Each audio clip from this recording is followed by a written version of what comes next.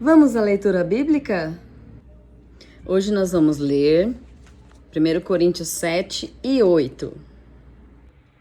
1 Coríntios 7. Gente, nesse trecho aqui, já no começo do capítulo 7, Paulo começa a falar acerca de relacionamento. Ele fala assim, é bom que o homem não toque em mulher. Geralmente, porém, é melhor ser casado. Então, eu lembro de uma referência bíblica que fala o seguinte, que é melhor ser dois do que um. Que um cordão de de 3 dobras não se quebra facilmente. 3 dobras por quê? É a pessoa, a outra pessoa e Jesus, né? Cordão de 3 dobras não se quebra facilmente, né? É melhor ser casado, todo homem tendo sua própria esposa e cada mulher tendo seu próprio marido por causa da imoralidade. Lembra no outro capítulo que ele estava falando sobre a imoralidade sexual? Gente. Para um só par sexual. Porque aí você, com um par só sexual, você mantém a santidade. E com santidade, você verá a Deus. Gente, esse texto que eu vou ler aqui é muito sério. E a maioria das pessoas não entendem. A maioria das pessoas leem de forma preconceituosa e acha que a Bíblia está sendo polida, está sendo antiquada, e na verdade não é. Aqui, esse texto, ele está sendo um texto zeloso para com o casal e de uma recomendação muito íntima e de uma recomendação muito interessante. Olha só. O marido deve cumprir os seus deveres conjugais em relação à sua esposa. E a esposa deve fazer o mesmo com o seu marido, pois a mulher que se casa não tem mais autoridade sobre o seu corpo, mas sim o seu marido. Por que ele está falando isso daqui? Por que a mulher não tem mais autoridade sobre o seu corpo? Porque ela não deve trair o marido. Porque aí vai recair sobre ela um peso espiritual, entendeu? Porque o corpo, quando você casa... Você não é mais 2 pessoas, você se uniu e você se tornou uma só pessoa. Por isso que tá falando que o corpo não é mais seu, porque você se uniu a ele e ele se uniu a você. Então, quando você trai, você tá, além de fazendo algo contra o seu próprio corpo, você tá fazendo algo contra o corpo da pessoa, porque vocês se uniram. Tá entendendo? E do mesmo modo, o marido não tem mais autoridade sobre o próprio corpo, mas sim a esposa. A esposa também tem autoridade sobre o corpo do marido. Entendeu? Por causa dessa união. Porque é um corpo só. A única exceção a essa regra seria o acordo entre marido e mulher para se absterem de relações sexuais por tempo limitado, a fim de que possam dedicar-se à oração. O que acontece? Em alguns momentos, as pessoas elas fazem um jejum de relação sexual para se dedicar à oração a Deus. Isso é uma coisa que a pessoa sente de fazer. Não é uma obrigatoriedade, nenhuma igreja fala que isso é obrigado a fazer. Isso daí não. Isso daí é uma intimidade que a pessoa tem com Deus, entendeu? E aí o casal fala assim, olha, vamos ficar um tempo sem sexo pra gente buscar a Deus, pra gente buscar uma resposta de Deus pra determinada coisa. Um exemplo que eu tô dando pra vocês. E aí ele fala assim, depois disso, eles devem unir-se novamente, tendo relações para que Satanás não possa tentá-los por causa da falta de domínio próprio. Então, o que ele tá alertando aqui? Por exemplo, quando você fala, seu marido vem e fala assim, vamos fazer? E aí você fala assim, não quero. Sabe o que está acontecendo? É como se você estivesse fazendo um jejum e o seu marido não autorizando. Ou quando você fala assim, marido, vamos fazer? E ele fala, não quero. É como se ele estivesse fazendo um jejum sem sua autorização. E aí é onde abre uma brecha para Satanás agir no casamento. E aí os casais estão com problemas conjugais e não sabem por quê. Olha só o quanto esse texto orienta os casais e os casais não sabem usar esse texto por preconceito. Gente, é muito sério isso. Daí ele volta no assunto que ele estava lá falando lá no começo. Não estou dizendo que vocês precisam se casar. É certo que poderão, se assim o quiserem, mas isto não é um mandamento. Eu gostaria que todos os homens ficassem sem casar, tal como eu. Paulo não era casado. Mas não somos todos iguais. Deus dá um dom a cada um. Um tem este dom e o outro tem aquele.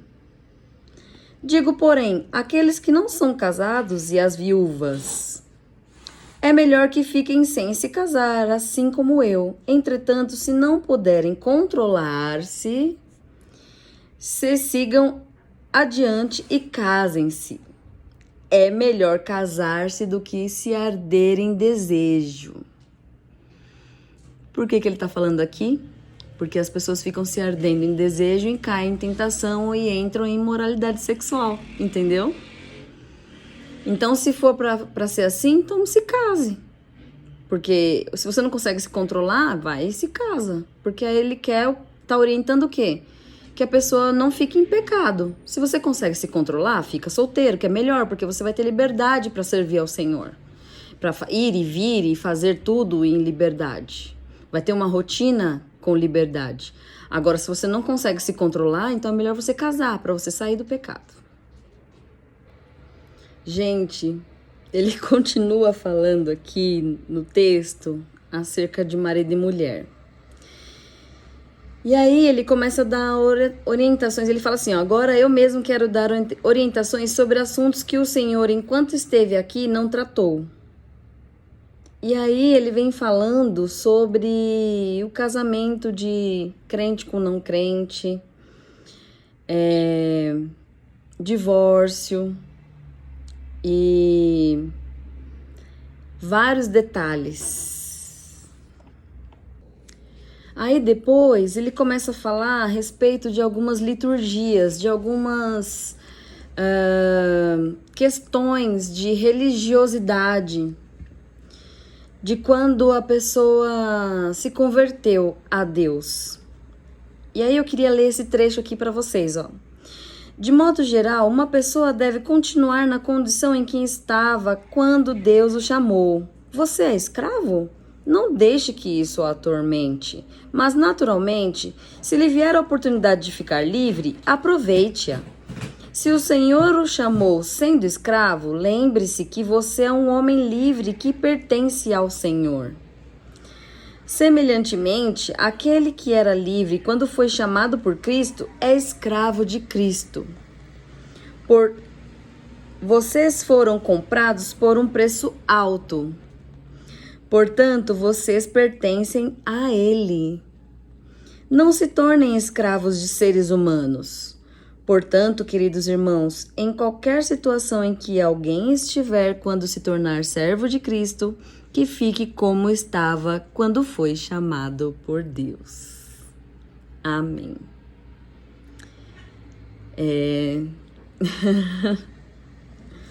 Às vezes a gente fica preocupado que a gente tem que se transformar num crente para poder agradar a Deus. E na verdade a gente só tem que obedecer os mandamentos. Ele está aqui escrito, ó. Entretanto, faz muita diferença se ele está agradando a Deus e guardando os mandamentos de Deus. É isso. Esse é o segredo. Tem um trecho aqui bem grande que ele fala a respeito dos solteiros e de quem é casado. Ele fala, quem é solteiro, fique solteiro. Quem tá casado, tudo bem que já casou. Mas a minha recomendação para quem é solteiro, permaneça solteiro, porque o casamento trará outros problemas, dos quais eu gostaria de poupá-los.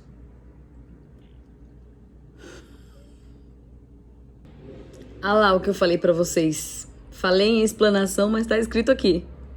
Em tudo quanto vocês fizerem, eu gostaria de vê-los felizes e livres de preocupação. Um homem solteiro pode gastar seu tempo ocupado com a obra do Senhor e pensando no modo de agradá-lo. Mas um homem casado não pode fazer isso tão bem. Ele precisa pensar em suas responsabilidades aqui na terra e em como agradar a sua esposa. Daí ele fala: seus interesses estão divididos. O mesmo acontece com uma jovem que se casa. Ela enfrenta o mesmo problema. Uma jovem não casada está ansiosa por agradar ao Senhor em tudo quanto ela é e faz. Uma mulher casada, porém, precisa considerar outras coisas deste mundo em agradar seu marido. Digo-lhes isto para ajudá-los e não para impedi-los de casar. Quero que façam tudo quanto venham a ajudá-los a melhor servir ao Senhor, tendo o mínimo possível de outras coisas para distrair sua atenção e consagrar-se plenamente ao Senhor. Gente, não é real? É muito real. É muito verdade.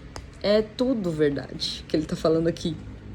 Porque a gente é cheio de coisas para fazer. E quem é solteiro, quem é viúvo, não tem muito com o que se preocupar. Tá 24 horas na casa de Deus. Tá sempre disponível, tá sempre fazendo alguma coisa, né, pra Deus. E quem é casado, ainda mais quem tem filho, por exemplo, né, tá sempre ocupado. Então é muito real isso que ele tá falando. Muito verdade. 1 Coríntios 8. Paulo começa a falar sobre alimentação. Devemos comer alimentos consagrados a ídolos? Aí aqui ele fala assim, ó. De acordo com algumas pessoas, há os chamados deuses, tanto no céu como na terra. Nós, porém, sabemos que há um Deus, o Pai, que criou todas as coisas e nos fez para que fôssemos dele. E um só Senhor, Jesus Cristo, que fez todas as coisas e por meio de quem vivemos. Contudo, alguns santos não compreendem isso, foram acostumados a pensar nos ídolos como se tivessem vida, e que a comida oferecida a eles foi oferecida a deuses verdadeiros. Assim, quando comem essa comida, a consciência é fraca e fica contaminada. Lembre-se tão somente que Deus não se importa se comemos isso ou não. Não ficaremos piores se não o comermos, nem melhores se o comermos. Tenham cuidado, entretanto, de não usarem sua liberdade a fim de se tornarem pedra de tropeço para os fracos. Vejam, é isto o que pode acontecer. Alguém que pensa que está errado comer este alimento, vê vocês comendo à mesa de um templo, de um ídolo, pois vocês sabem que não há nenhum mal nisso. Então ele terá bastante coragem para também fazer o mesmo. Entretanto, durante todo o tempo, ele ainda sentirá que isso está errado.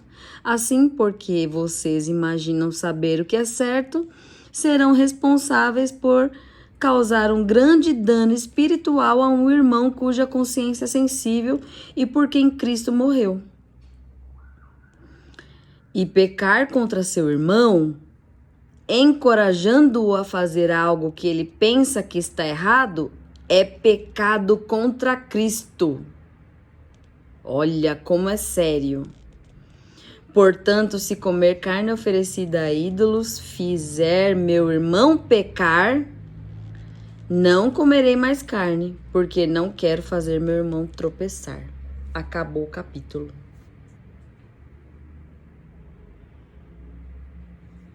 Olha a seriedade desse assunto, galerinha. Não comer nada oferecido a deuses, porque há só um Deus. E não fazer o nosso irmão pecar, porque se a gente faz o nosso irmão pecar, a gente está cometendo pecados contra Deus, contra Cristo. E Cristo morreu na cruz por mim, por você, se sacrificou. Foi o maior sacrifício. Maior sacrifício. Maior que esse não há. Para conquistar a minha alma e a sua. É grandioso. É grandioso. É muito sério. Muito sério.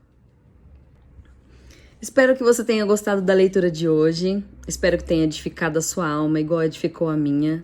Que Deus tenha falado com você, como falou comigo. E conto com você na próxima leitura, pra gente ler junto a palavra de Deus.